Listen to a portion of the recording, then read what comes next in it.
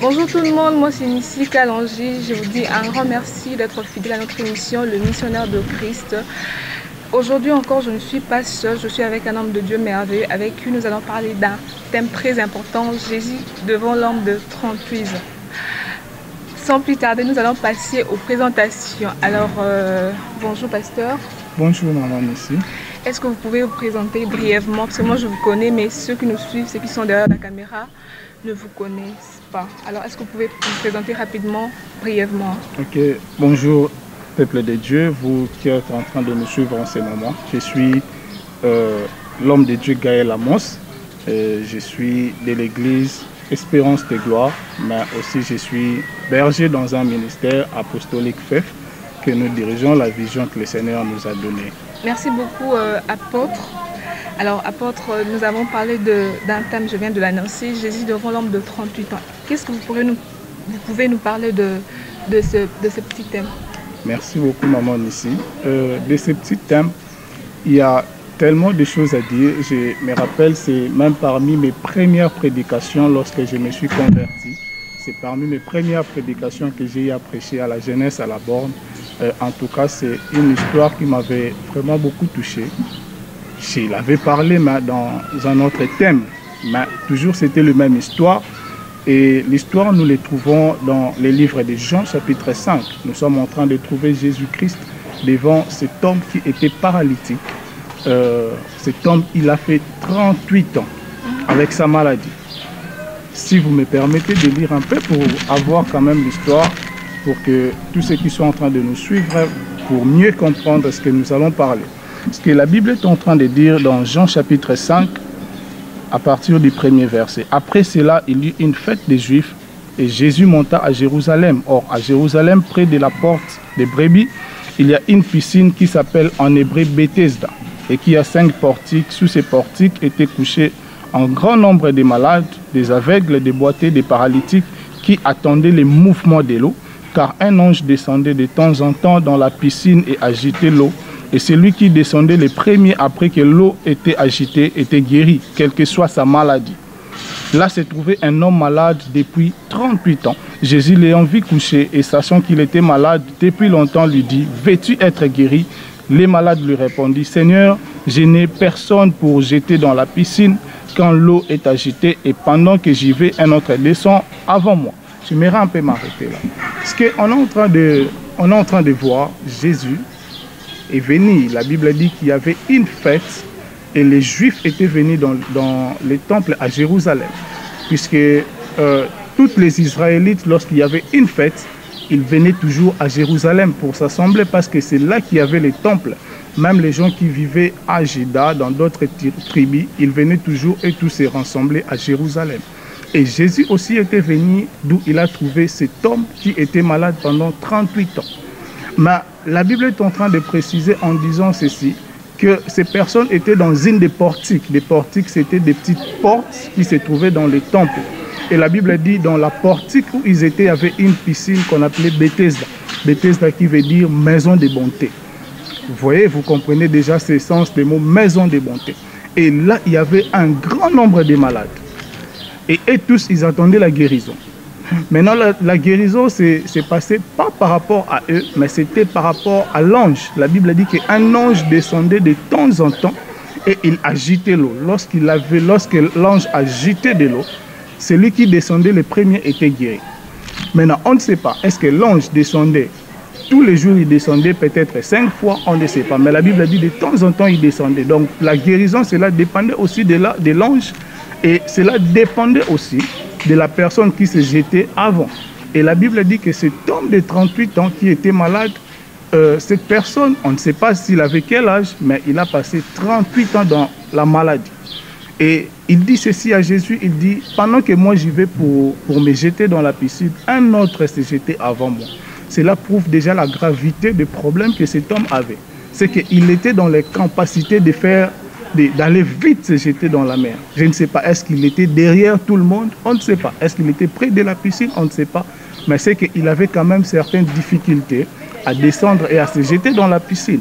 Mais je voudrais ouvrir une parenthèse en disant ceci, c'est que cela est en train déjà de nous prouver qu'il qu'il y a aussi des anges dont Dieu déploie qui travaillent dans la guérison, puisque la Bible dit qu'un ange descendait de temps en temps et agitait de l'eau, et tout le monde, les premiers à se jeter, il était guéri.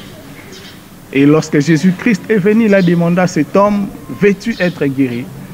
C'est que Jésus avait la guérison en lui, mais aussi la guérison devait venir aussi de cet homme.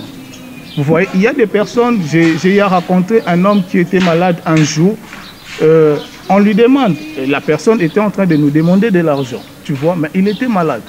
On pose la question à cette personne, tu veux qu'on prie pour toi, que tu sois guéri, ou tu veux qu'on te donne de l'argent?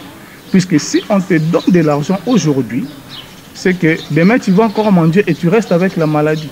Mais si on prie pour toi aujourd'hui et que tu étais guéri, demain tu n'auras plus à demander l'argent et tu auras toi-même la capacité d'aller chercher de l'argent.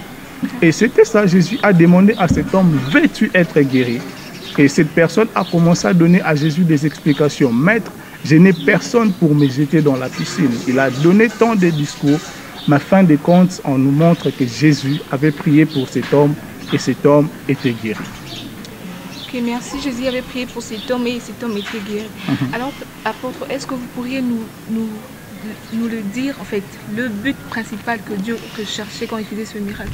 Ok, le but principal, pourquoi Jésus était venu devant cet homme, pourquoi Jésus voulait guérir cet homme, pourquoi pas d'autres personnes aussi, mais Jésus s'est présenté devant cet homme. Vous voyez, je vais répondre à cette question sous 3 réponses. Parce que la première des choses, j'aimerais dire, Jésus voulait faire comprendre à cet homme que le système avait changé. C'est que la Bible dit qu'un ange descendait de temps en temps et agitait de l'eau. C'était un système qui était établi. Tout le monde attendait les mouvements de l'eau pour se jeter dans la piscine. Puisque déjà ces personnes étaient exclues dans les synagogues, dans les temples, des boiteux, des paralytiques. Ils ne pouvaient pas vraiment entrer dans les temples à cause de leur incapacité, de leur handicap. Mais le but principal pour la première réponse, c'est que Jésus voulait faire comprendre à cette personne que le système avait déjà changé.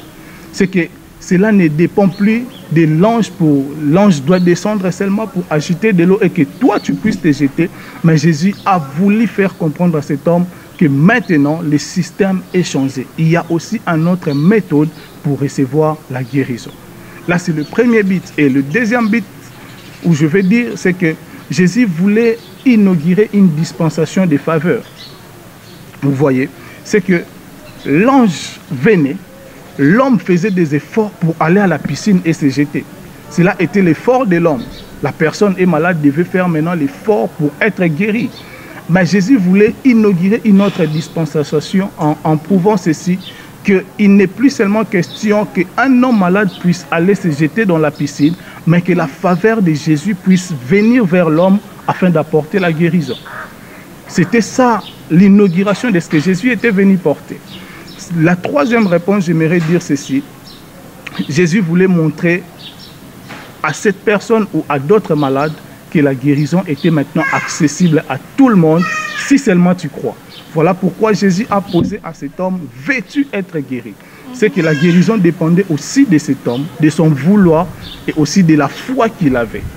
Voilà pourquoi c'était les 3 buts pour lesquels, je sais que la liste n'est pas exhaustive, mais c'est lorsque le Seigneur m'a aidé à comprendre ces 3 buts principaux pour lesquels Jésus était venu se présenter devant cet homme.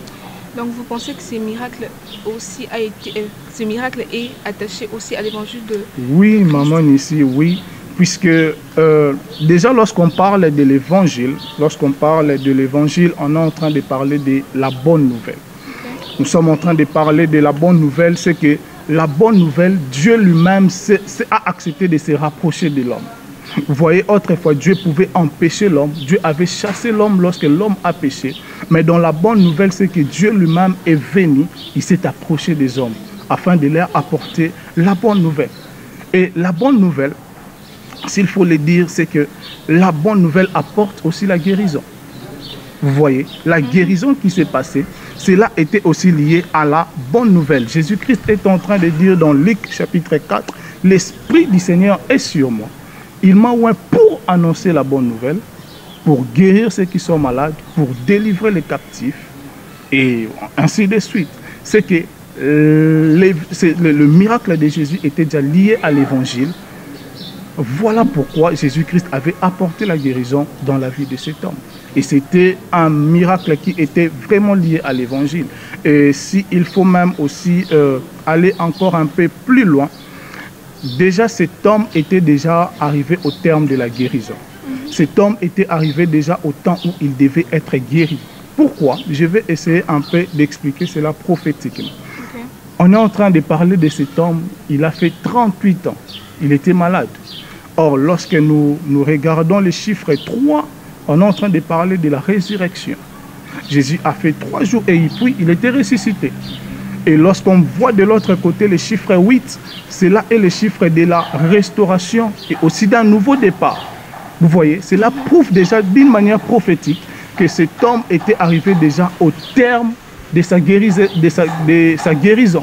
Puisque lorsque Jésus-Christ était ressuscité, cela était aussi l'image de la résurrection des chrétiens et aussi l'image de la restauration de ceux qui étaient malades. Et si vous voulez aussi comprendre très loin la signification de ce chiffre 8, la Bible parle de Noé. Avec 8 personnes, Dieu a commencé à restaurer la terre. Vous voyez? Donc cela était déjà le temps où cet homme devait être restauré, devait recevoir aussi sa guérison. Alors, vous avez dit que c'était le temps, je vais paraphraser, que cela était le temps que l'homme devrait être sauvé. Parce que l'évangile, vous avez démontré comment l'évangile est aussi attaché à ce miracle. Ok. Alors, homme de Dieu, je voudrais à ce qu'il y a des gens qui nous suivent de l'autre côté, des gens me font signe que nous sommes à la fin, et des gens qui nous suivent de l'autre côté.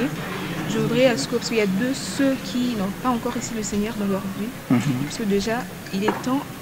Je voudrais que vous puissiez faire une prière pour ceux-là, pour ces personnes qui n'ont pas encore reçu le Seigneur dans leur vie, qui ont suivi cette émission et qui veulent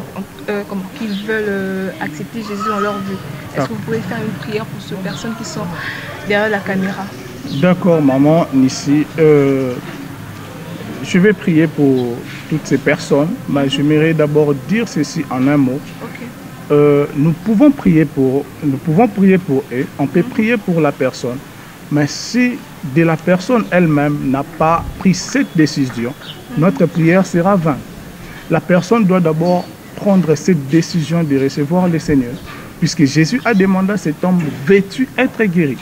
Donc cela dépendait aussi de cet homme. Donc des personnes qui sont en train de nous suivre et qui ont besoin peut-être de recevoir Jésus, cela doit venir d'eux. Et nous, on peut juste les accompagner dans la prière. Okay. Et ensuite, ces personnes recevront la grâce de Dieu. Je donne ce petit témoignage. Un jour, je suis allé prier pour un jeune homme à l'hôpital.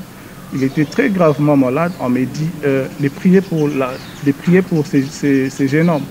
Je lui ai demandé, veux-tu recevoir Jésus? Veux-tu accepter de tout abandonner pour recevoir la guérison?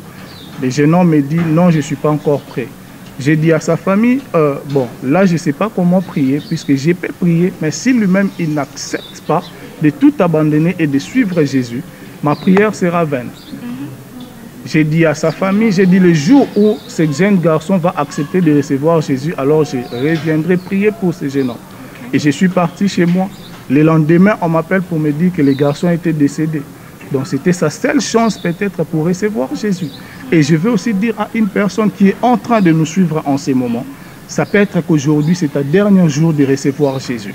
Okay. Voilà pourquoi cette parole est venue vers toi. Vous voyez, si seulement tu ouvres ton cœur et que tu acceptes Seigneur Jésus-Christ comme Seigneur et Sauveur dans ta vie, cela est possible. Nous avons vu le Seigneur changer des personnes. Nous avons vu Jésus changer même Paul qui était un persécuteur à un ministre de Dieu. Et il est aussi possible que Dieu puisse changer la vie de celui qui est en train de me suivre. Mais nous allons prier puisque je suis convaincu qu'il y a de ceux-là qui ont quand même accepté de recevoir Jésus dans leur vie et nous allons prier pour eux. Seigneur, nous prions pour tous ces âmes. Tu dis dans ta parole qu'il y a encore d'autres brebis qui doivent entrer dans la bergerie mais qui ne sont pas. Je sais qu'en ce moment, il y a encore d'autres brebis qui ont accepté d'entrer dans la bergerie. Je suis en train de prier que ta faveur soit sur eux, que ta grâce soit sur eux. Tu dis dans ta parole, celui qui croit en toi sera sauvé, lui et sa famille. Seigneur Dieu de gloire, pour ceux-là qui ont accepté d'être sauvés, sauve aussi leur famille. Fais-les pour la gloire de ton Saint-Nom, au nom puissant et glorieux du Seigneur Jésus-Christ. Nous avons ainsi prié. Amen. Amen. Apôtre, merci beaucoup. Je vous dis un grand merci d'avoir répondu à notre invitation. Alors, je vous dis à vous aussi un grand merci d'avoir été branché sur notre chaîne Jonathan de Winner TV. Alors, je dis aussi un grand merci à la grande équipe de l'émission Le Missionnaire de Christ. Moi, je vous dis bye bye, à très bientôt.